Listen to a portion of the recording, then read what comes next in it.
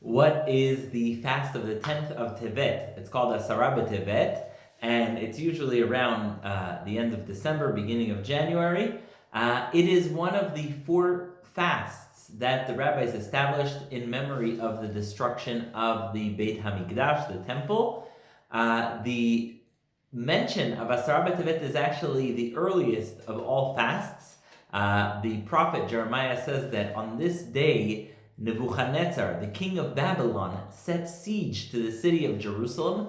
This siege lasted for 3 full years. For 3 full years, the people of Jerusalem were in siege, and they couldn't bring in food and supplies, and it was really difficult years. After 3 years, on the 17th of Tammuz, the wall was penetrated, and on Tisha B'Av, famously, the Beit HaMikdash, first and second, were destroyed. A very interesting point Rabbi Aaron Lichtenstein points out about the 10th of Tevet is it's the only fast that doesn't mark something that's actually actual major destruction. Setting siege is not a huge destruction, but rather it's a fast that is insightful. It's a fast in which we look at the root cause of what happened and how we got to where we got. So it's a day in which we say, wait, how did we even get to the point of the destruction of the Beit HaMikdash? And it's when we learn how to reflect and ask ourselves how we got to a certain point, which is a key aspect, according to the Rambam Maimonides, of what a fast is all about. It's all about reflection and trying to improve our ways further.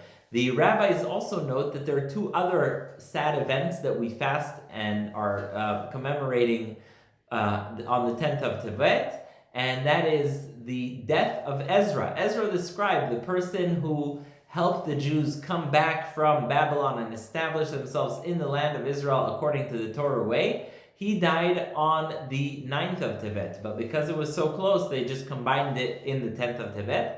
Another thing that happened in that same time, I believe on the 8th of Tevet, was the Torah was translated into Greek in a way that diminished the meaning of the Torah. And so these 3 events, the setting siege to Jerusalem, which is the main one, the death of Ezra the scribe, and the translation of the Torah into Greek in a negative way, are the 3 reasons that Jews fast on betevet. It should be noted, though, it is the shortest fast of the year, just because it's in the winter, and the fast begins at dawn and ends at dusk, and so it is a very short fast. Nonetheless, it's an important fast. In fact, it's the only fast on which you fast even if it comes out on a Friday. So even if the fast of Tevet comes out on a Friday, you still fast. It doesn't get pushed off.